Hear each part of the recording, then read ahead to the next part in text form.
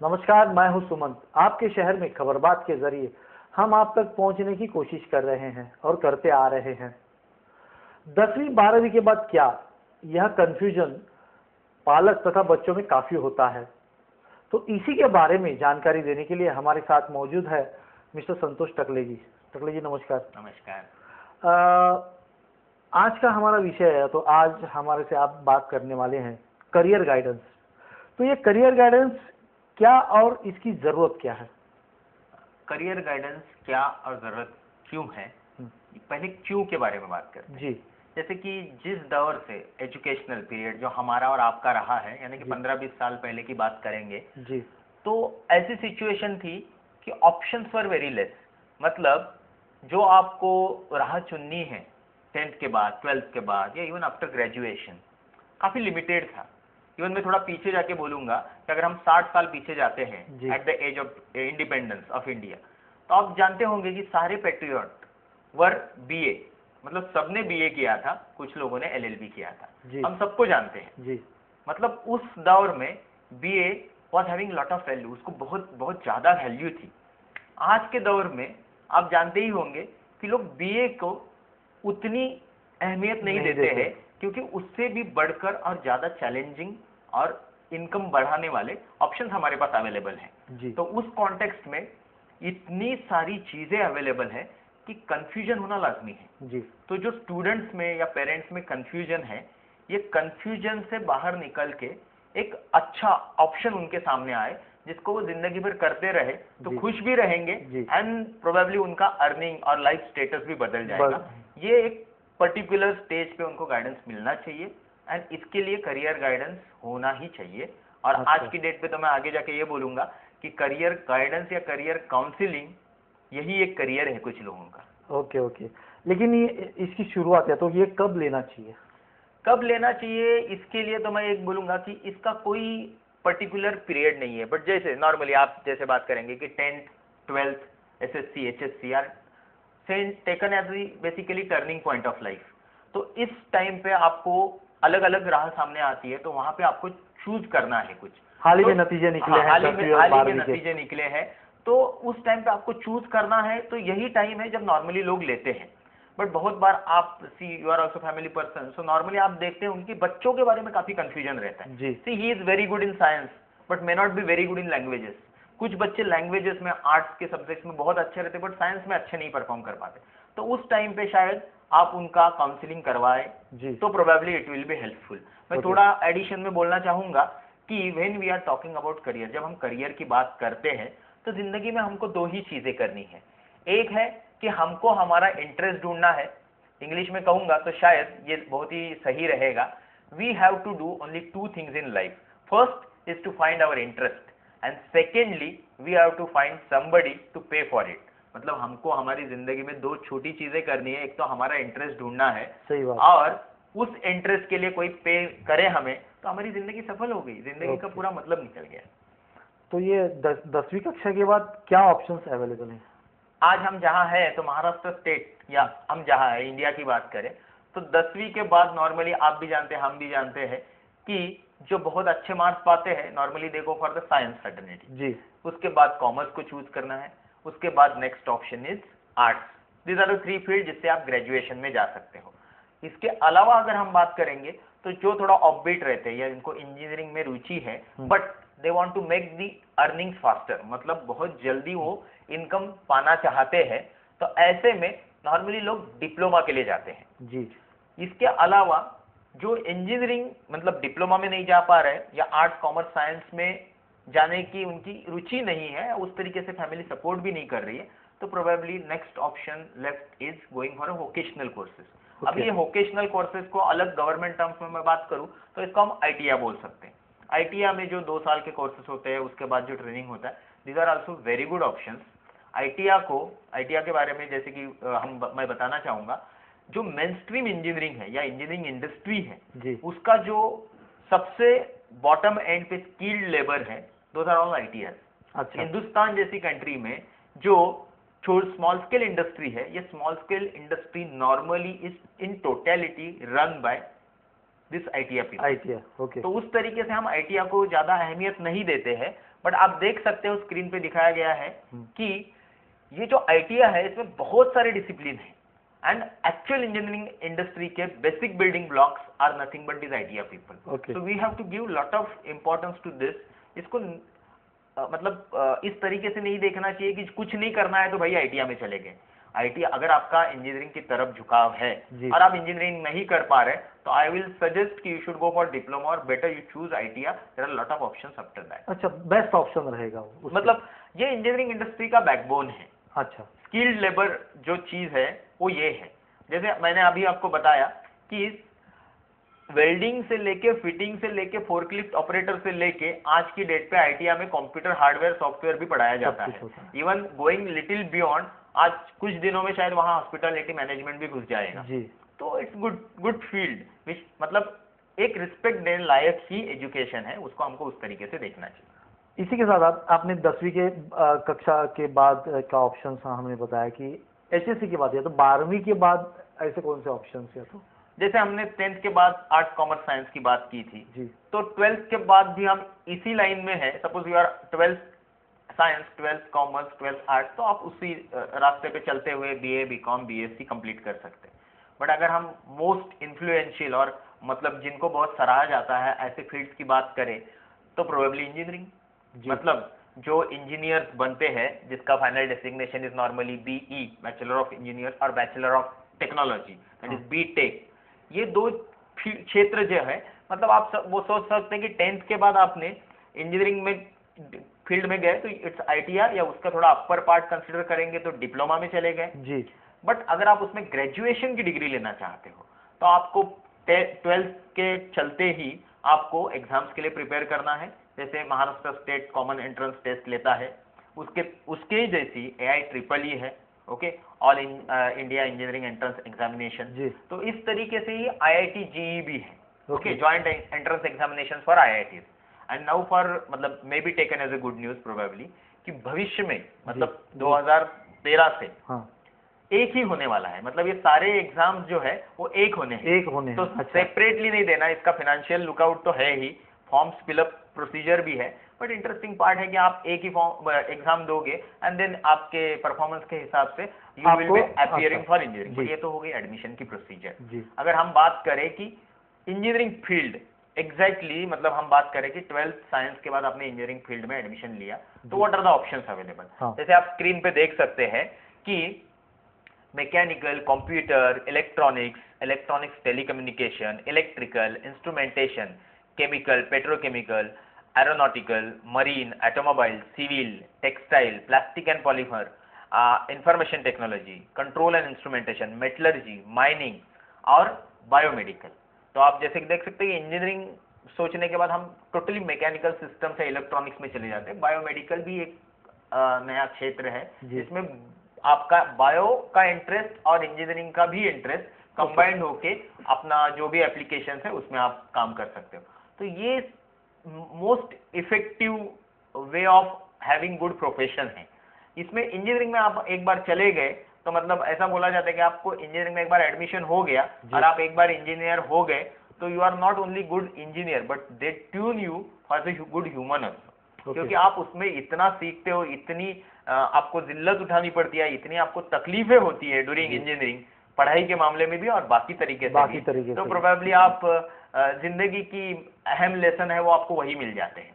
तो ये इंजीनियरिंग क्षेत्र है, काफी इंटरेस्टिंग है। मतलब सब कठिनाइयों में से गुजर के वो एक फौलादी बंदा है। मतलब ऐसा बोल सकते हैं आपकी फर्नेस से पास होने के बाद जो स्टील में सही मात्रा में स्ट्रेंथ है उसकी जो प्रॉपर्टीज चेंज होती है वही इंजीनियरिंग की प्रोसेस है। इंजीनियरिंग के 4 साल में यही सिखाया जाता है। इसी के साथ मेडिकल क्षेत्र के बारे में हमें कुछ बताएंगे? या जैसे कि इंजीनियरिंग के बारे में बोलते वक्त इट्स बीइंग माय फील्ड, मतलब मेरा क्षेत्र है, मैं खुद मैकेनिकल इंजीनियर हूँ, तो काफी कुछ बोलने लायक है। मेडिकल की जहां तक बात करें तो मैंने शुरुआत में ही बताया कि आपको करियर सिलेक्शन के दरमियान कुछ चीजें बहुत अहम है। जैसे कि फर्स्ट है आपका इंटरेस्ट, सेकेंड है आपका इंटेलिजेंस, ओके, बट तीसरा जो पार्ट है जैसे कि आपकी कौटुंबिक परिस्थिति क्या है, what is your financial status of your family.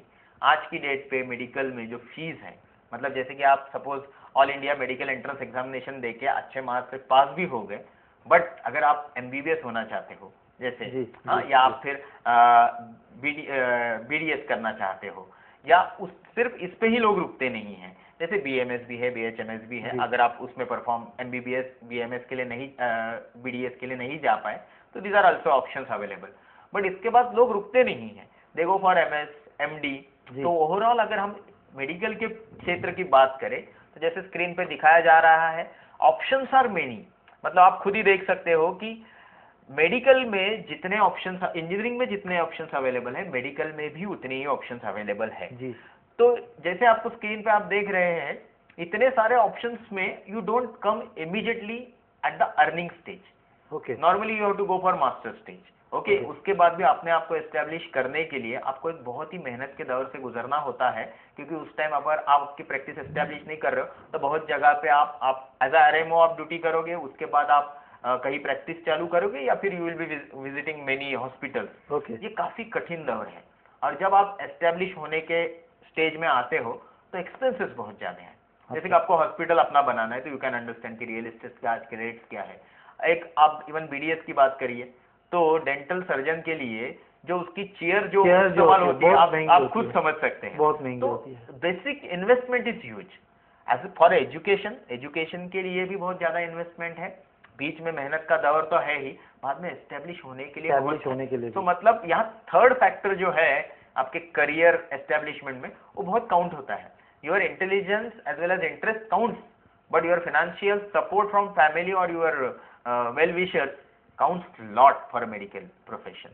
अच्छा, इसके बगैर हो ही नहीं सकता मेरे ख्याल से। मतलब आपकी बुद्धिमत्ता है, सब कुछ है, लेकिन फाइनेंशियल सपोर्ट होना भी बहुत ही ज्यादा मायने रखता है। अच्छा, तो बातों का सिलसिला ऐसे ही चालू रखेंगे, लेते एक छोटा सा ब्रेक। घरात बँकेची ब्रँच, आता चला, मुहूर्त जवळ आला, वी आर रेडी। काहीतरीच काय खरं घरात ब्रँच कमाल आहे.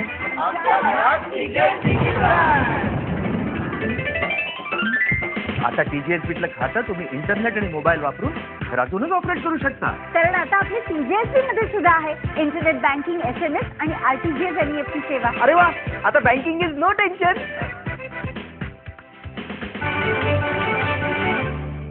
ब्रेक के बाद खबरबाद में आपका फिर से एक बार स्वागत। हमारे साथ मौजूद है करियर ऑप्शंस के बारे में जानकारी देने के लिए संतोष टकले जी। संतोष जी, ये बताइए, जो विद्यार्थी साइंस में रुचि होने के बावजूद इंजीनियरिंग या मेडिकल में नहीं जा पाए, उनके लिए पर्याय क्या उपलब्ध है?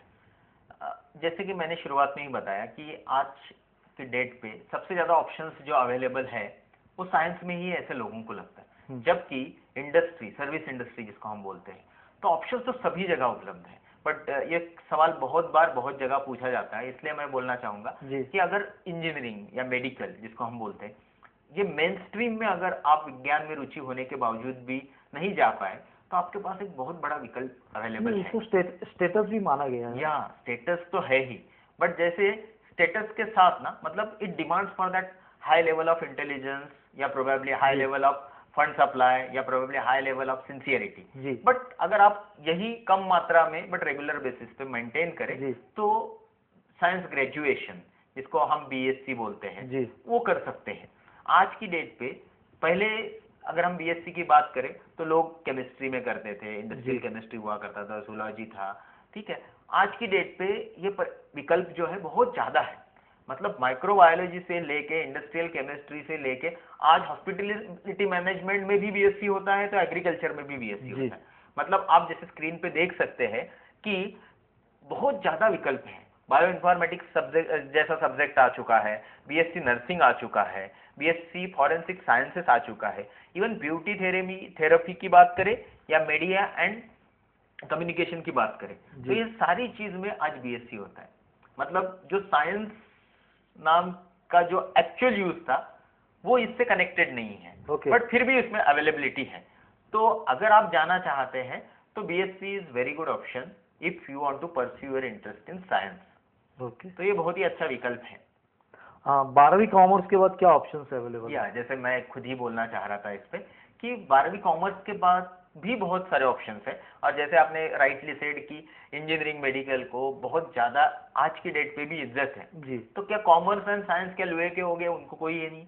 बट आप तो जानती है इनकम टैक्स सबमिशन की बारी आती है, या ऑडिटिंग की बारी आती है, या कहीं भी आप बड़ी कंपनी में किसी बॉस को मिलने जाते हैं, तो you have to pass through many stages. उसमें से एक अहम किरदार होता है कंपनी सेक्रेटरी। ओके, ये सिर्फ सामने ही नहीं रहता है, मतलब फ्रंट डेस्क पे ही नहीं रहते, दे maintain many very very complicated internal parts of company hierarchy. Okay, तो कॉमर्स की अगर हम बात करें, 12वीं कॉमर्स के बाद की बात करें, तो आपके लिए बहुत अच्छा विकल्प अवेलेबल है सीए, चार्टर्ड अकाउंट। ओके, या फिर आप SCWA कर सकते हैं, ये भी उतना ही कॉम्प्लिकेटेड बट उतना ही जिसको मतलब इज्जत है ऐसा ऑप्शन अवेलेबल है। एक नया ऑप्शन जैसे CS कंपनी सेक्रेटरी, ये भी उतना ही है, but again it demands very important part that intelligence.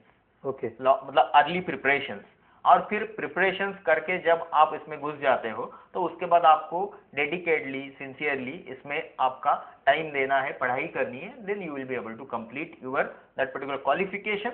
और आगे जाके फिर शायद आप उस प्रैक्टिस में भी, जितने डॉक्टर इंजीनियर्स बिजी रहते हैं उतने ही CA और CS और ICW किए हुए लोग बिजी रहते हैं। आज की डेट पे there are some other aspects also, certifications है जैसे इंटरनल ऑडिटर है, ये भी आप कर सकते हैं। तो कॉमर्स में अगर हम बात करें कि हाईली डिमांडिंग या बहुत जिसको सराहा जाता है, ऐसे ऑप्शन ये हो गए। But there are again as this is service industry is growing, तो आपके पास और भी विकल्प है। आप प्लेन बीकॉम कर सकते हैं, ठीक है। प्लेन बीकॉम के साथ आजकल BBA आ गया है या BMS आ गया है, ये भी अच्छे विकल्प है जिसके बारे में हम बात कर सकते हैं। तो ये सारी चीजें जो है ये कॉमर्स के कैंडिडेट को बहुत अहम पड़ाव पे लेके जाती है करियर के। ओके, बट हम किस तरीके से देखते हैं कॉमर्स को, या नॉर्मली सपोज हम एज अ फ्रेंडली बात करें तो साइंस नहीं मिला तो आर्ट्स में क्यों जाने का, इसलिए normally we put guy into the commerce. But commerce ऐसे डिसिप्लिन नहीं है। कॉमर्स में मैं खुद, जबकि कॉमर्स बैकग्राउंड से नहीं हूं, बट जबकि मेरा अपना प्रोफेशनल एक्सपीरियंस है इसमें, मैं कहना चाहूंगा कॉमर्स एक ऐसा क्षेत्र है जहां पे आपको रुचि है तो ही जाना चाहिए। मतलब अगर आप फिनांस में काम कर रहे हैं, आप मार्केटिंग में काम कर रहे हैं, या ह्यूमन रिसोर्स डेवलपमेंट में काम कर रहे हैं, तो इसके लिए आपको उस क्षेत्र में रुचि रहना बहुत जरूरी है। तो ऐसे नहीं होना चाहिए पर्याय साइंस या तो ऐसे उसमें कुछ नहीं हुआ तो कॉमर्स में आप चले गए, तो ऐसे नहीं होना चाहिए। नहीं, मतलब पहला अहम मुद्दा तो यही है कि करियर सिलेक्शन के टाइम पे इंटरेस्ट तो है ही, बट ये जो हम हायरार्की बना के रखे हैं ना कि best is science then commerce then art, ऐसे तो मुझे लगता है कि ये बहुत ही गलत तरीके का कैटेगराइजेशन है। ये एक बहुत ही मतलब ये गलत फहमी है कि कुछ पर्टिकुलर डिसिप्लिन अच्छा होता है, कि मतलब साइंस में जाने से लोग सक्सेसफुल हो जाते हैं। तो ऐसे जाए तो सारी दुनिया के इकोनॉमिस्ट, आज के प्राइम मिनिस्टर की बात करें तो they hail from the commerce background. तो हमको ये गलत फहमी हटानी चाहिए। Commerce is very good but pre decided होना चाहिए। That particular thing not only demands intelligence, but जो कॉम्प्लिकेटेड, मतलब आप जैसे जान सकते हैं कि हम इनकम टैक्स फॉर्म बहुत सिंपल होता है, IT return form, but normally हम उसी को देते हैं जो उसमें एक्सपर्ट है, because it demands that particular type of skill and interest. तो मुझे ऐसा लगता है कि कॉमर्स में आज की डेट पे, तो अगर हम ग्रेजुएशन के तौर पे देखें तो आप कॉमर्स करने, मतलब ग्रेजुएशन करने के बाद भी you can again enter to the service industry, like hospitality management है, फैशन टेक्नोलॉजी से लेके आपके स्क्रीन पे जैसे दिखाया जा रहा है, देयर आर बहुत सारे विकल्प अवेलेबल है कॉमर्स में। और कॉमर्स करने के बाद आपको बहुत ही अच्छी, मतलब और भी ऑप्शंस अवेलेबल है, क्योंकि आप ग्रेजुएट हो रहे हैं। जैसे बीकॉम आपने कर लिया तो आप ग्रेजुएट है। अगर आप ग्रेजुएट है तो एज ए इंजीनियर आप ग्रेजुएट है, एज ए BSc आप ग्रेजुएट है, एज ए मेडिकल प्रोफेशनल या डॉक्टर आप ग्रेजुएट है, तो you can appear for many competitive exams. मतलब जैसे आप बात करें कि UPSC की हम बात करें तो UPSC MPSC के लिए आपका ग्रेजुएट होना बहुत जरूरी है। अगर हम MBA की बात करें तो MBA करने के लिए भी आपको शायद ग्रेजुएशन, जो बेसिक ग्रेजुएशन चाहिए वो यही से, मतलब कॉमर्स का ग्रेजुएशन भी मतलब बीकॉम भी एक ग्रेजुएशन है। अभी थोड़ा मोड़ लेते हैं MBA की तरफ। ओके, तो MBA क्या है? See it's a masters okay in business administration, MBA जैसे शॉर्ट फॉर्म को मैंने थोड़ा बड़ा करके बता दिया। ये वही है कि आप इंडस्ट्री की बात करें, जो प्रोफेशनल इंडस्ट्री है हम उसमें जाए तो एक होता है टेक्निकल मैन पावर, एक होता है एडमिनिस्ट्रेटिव मैन पावर। ओके, मतलब जो सारी चीजों को कंट्रोल करता है। थोड़ा इंटरेस्टिंग पार्ट पे मैं इसको ले जाऊं। एक आदमी सपोज इंजीनियरिंग करके ज्वाइन करता है, he is a engineer, he will be working at a level 4 or level 3 or maybe level 2 at some other level. He may be controlling few diplomas, few ITI or some plant area. Okay. he will be getting some X salary. Suppose यही engineer MBA करके उसी industry को join करे and he looks into the administrative part. ये आदमी policy define करने से लेके आउटपुट लाने तक से लेके कस्टमर की रिक्वायरमेंट लाके कस्टमर को खुश रख के उस कस्टमर को खुश करने के लिए जो इंडस्ट्री में आपने यहाँ मैन पावर डिप्यूट करने से रिक्रूट करने को मेंटेन करने का, मतलब I am talking about overall, finance की भी बात कर रहा हूँ, HR की भी बात कर रहा हूँ, सब कुछ, तो शायद आपकी तनख्वाह 2x से आगे हो। जैसे आपने सुना ही होगा कैट, मतलब IIMS, ओके, मतलब इंडियन इंस्टीट्यूट ऑफ मैनेजमेंट जो है जी, बहुत ही नामचीन ऑर्गेनाइजेशन है ये।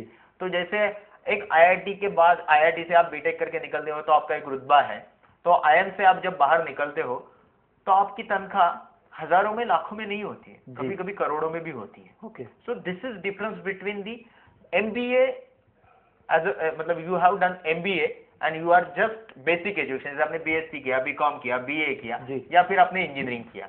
तो इस तरीके से अगर हम इस चीज को देखें तो MBA एक आपको एग्जीक्यूटिव लेवल प्रोफेशन में डाल देता है, जहां पे आप अपनी टेक्निकल रुचि या अपना टेक्निकल नॉलेज तो यूज करते ही हो, बट साथ ही में आपका जो एडमिनिस्ट्रेटिव पार्ट है वो सामने आता है। और इसलिए जब आप MBA जैसे एग्जाम देने जाते हो तो एग्जाम के एंट्रेंस टेस्ट में या इंटरव्यूज में वगैरह आपके यही स्किल चेक किए जाते हैं। They don't check only technical expertise you have और आपका जो भी टेक्निकल नॉलेज है, बट वो साथ ही में ये भी चेक करते हैं कि इस मामले में आपका लोगों के साथ डीलिंग कैसा है, या आपका जो टारगेट ओरिएंटेड बिहेवियर है या जो प्लानिंग है, how exactly it is. Science commerce की तो बात हो गई, तो हम चलते हैं 12वीं की आर्ट्स के बाद क्या क्या ऑप्शंस अवेलेबल है।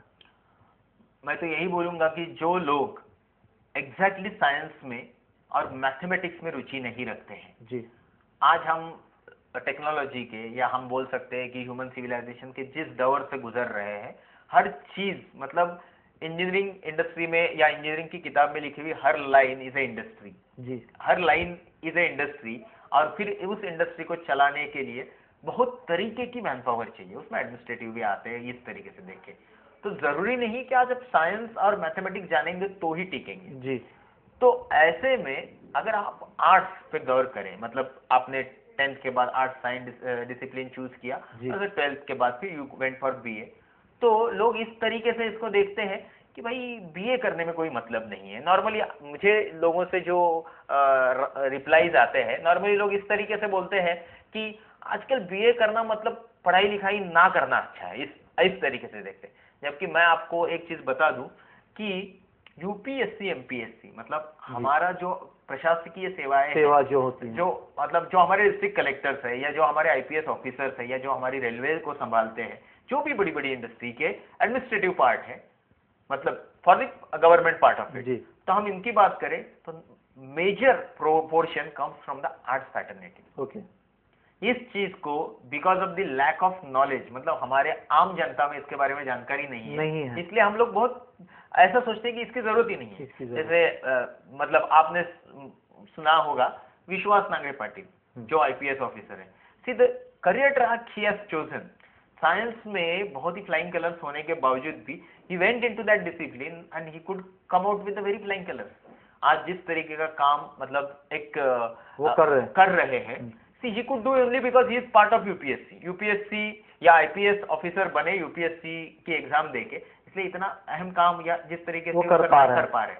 तो आर्ट्स की हम बात करें तो बहुत ही इन्फ्लुएंशियल जॉब्स आर्ट्स में है, जैसे हम UPSC MPSC की बात कर रहे हैं। इसके अलावा भी अगर हम गवर्नमेंट सेक्टर से बाहर आके बात करें तो BA के बाद आप MA कर सकते हैं, ठीक है, आप उसके बाद PhD कर सकते हैं। आज एजुकेशन इंडस्ट्री बूम में है, तो यहाँ भी आपको B.Ed M.Ed करने के बाद you will get very good job.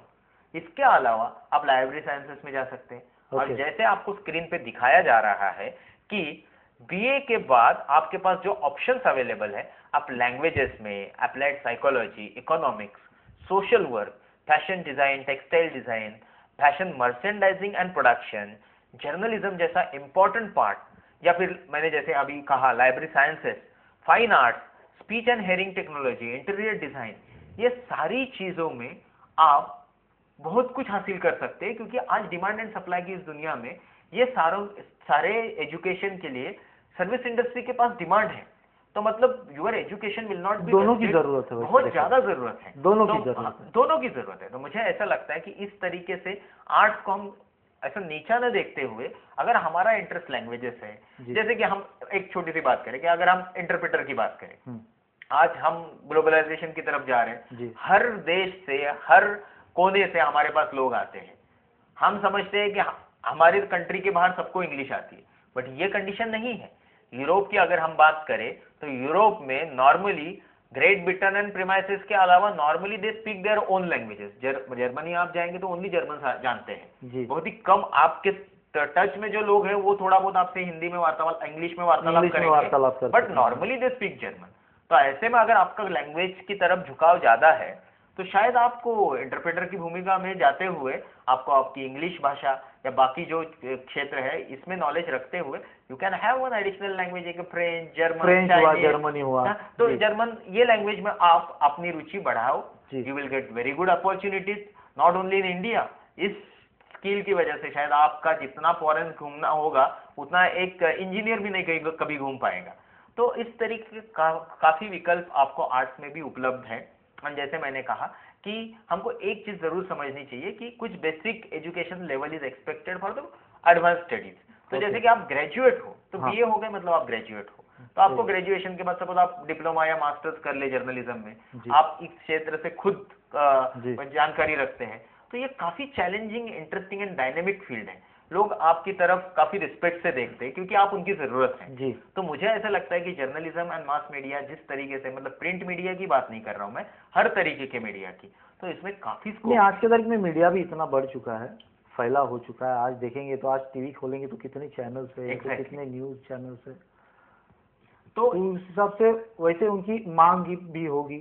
Exactly, मैं वही बोल रहा हूँ कि डिमांड इज देयर, सप्लाई थोड़ा कम हो रहा है क्योंकि लोग एक स्टीरियोटाइप एटीट्यूड लेके इंजीनियरिंग, मेडिकल की तरफ ही जाते हैं, भले उनका इंटरेस्ट न हो। थ्री इडियट्स फिल्म आपने देखी होगी कि if you start pursuing your interest with hard work then probably जो सक्सेस है वो ओवरऑल सेंस में बहुत ही अच्छा रहता है। तो आर्ट्स में जैसे हम बात करें, जैसे कि हम इसी फील्ड की बात करें, मीडिया की बात करें, अगर हम फिल्म इंडस्ट्री की बात करें, उस तरीके के ड्रामा फील्ड की बात करें, तो you have lot of scope. तो इस चीज को हमको इस तरीके से देखना चाहिए कि एजुकेशन का जो रियल मायना मतलब है वो हमको समझना चाहिए। हमको ये समझना बहुत जरूरी है कि एजुकेशन से सिर्फ रोजी रोटी की बात नहीं कर रहे हैं हम ये बात कर रहे हैं कि हमारी पूरी जिंदगी में हमारे पास एक इन्वॉल्विंग टास्क है जिससे हमारा ब्रेड एंड बटर भी आ रहा है, बट हमारा इंटरेस्ट परस्यू हो रहा है। संतोष जी, जाते जाते हमारे दर्शकों के लिए कुछ आप सुझाव या तो कुछ देना चाहिए। वैसे तो जानकारी आपने बहुत दी, फिर भी खास बात के जरिए आप दर्शकों को क्या कहना चाहेंगे? कहने के लिए बहुत कुछ है एक्चुअली। करियर काउंसलिंग, गाइडेंस या इसके ऊपर बात करना ये शायद टाइम फ्रेम में नहीं होता है। तो जो मैंने बताई वो बहुत ही थोड़ी जानकारी है, वो उसमें मेरे थोड़ी सी जानकारी से मैंने थोड़ी सी जानकारी आपको दी है। बट यहाँ मैं एक ही कहना चाहूँगा कि फिर से रिपीट करते हुए कि करियर ऑप्शन सिलेक्शंस में आपको आपका इंटरेस्ट फर्स्ट कंसीडर करना चाहिए। सेकंड पार्ट आता है आपके इंटेलिजेंस का एंड थर्ड पार्ट आता है आपके फाइनेंशियल या फैमिली बैकग्राउंड का। इसके साथ अगर आप अच्छा एजुकेशन नहीं पाते हो तो 10th के बाद भी बहुत विकल्प अवेलेबल है। आज की डेट पे अगर आपको दुनिया में सक्सेसफुल होना है या अपने आप पाँव पे खड़ा रहना है या अपने आप को कहीं प्रूव करना है तो शायद मेरे ख्याल से ग्रेजुएशन इतना जरूरी नहीं है। जरूरी तो है क्योंकि एवरीबडी विल आस्क, आपको सब पूछेंगे कि आपका एजुकेशन क्या है। तो graduation is also a requirement, but इसके साथ एक बहुत जरूरी चीज है, वो ये है कि आप अपनी भाषा के अलावा और बहुत सारी भाषा, जैसे कि आज की डेट पे अंग्रेजी पूरे दुनिया की भाषा है, इसके ऊपर आपका प्रभुत्व होना बहुत जरूरी है। और साथ ही में आज हम उस दौर में है टेक्नोलॉजी के कि जहां पे होटल में भी बिल प्रिंटिंग कंप्यूटर पे होता है। तो कंप्यूटर्स की जानकारी आपको रखनी है, आपको बहुत सारी भाषाओं की, और जिस देश में हम रहते हैं उसकी राष्ट्रभाषा से अपनी भाषा की, अपनी खुद की भाषा मातृभाषा की और इंग्लिश की जानकारी जरूर रखनी है। हमको ग्रेजुएशन या जो भी प्रोफेशनल स्किल डेवलपमेंट है वो एक पर्टिकुलर क्षेत्र में जो हमारे इंटरेस्ट का है उसमें जरूर करना चाहिए। और फिर इन त्रिसूत्रियों के सहारे आप दुनिया में कहीं भी कभी भी जरूर सक्सेसफुल होंगे, because nothing succeeds like a success. दुनिया में सक्सेस के अलावा और कोई सक्सेसफुल होता ही नहीं है, और इसके लिए सबसे बड़ा अहम कंट्रीब्यूशन होता है हार्डवर्क का। There is no substitute for hard work.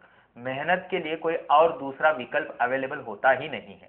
तो ऐसे में मैं कहना चाहूंगा कि आपका सक्सेस आपके ही हाथों में है। उसको जो प्रॉपर गाइडेंस की जरूरत है उसके लिए आप हमें कभी भी कांटेक्ट कर सकते हैं। और इसके लिए जो मैंने बीच की राह बताई, जैसे कि इंग्लिश के ऊपर आपका प्रभुत्व होना चाहिए, कंप्यूटर में आपकी मास्टरी होनी चाहिए, इसके लिए भी आपको कुछ जरूरत है तो आप हमें कांटेक्ट कर सकते हैं। संतोष जी, आपने रोजी रोटी की बात न करते आपने कई विकल्पों के बारे में जानकारी हमें दी। खबरबात के जरिए आपने भी इनसे मुलाकात करने की अगर कोशिश करें तो इनका फ़ोन नंबर से आप कांटेक्ट कर सकते हैं और हमें भी आपके सुझाव भेज सकते हैं। और हमें सुझाव भेजने के लिए हमारा पता लिख लीजिएगा। खबरबात चैनल 1, JK प्लाजा, पहला माला, दुर्गा माता मंदिर के सामने, पनवेल। अधिक जानकारी के लिए संपर्क करें 9869009449। तो ये थी आज की खबरबात की खास बात। अभी तक के लिए इतना ही, फिर होगी मुलाकात कल रात 10:30 बजे। तब तक के लिए शब्बा खैर।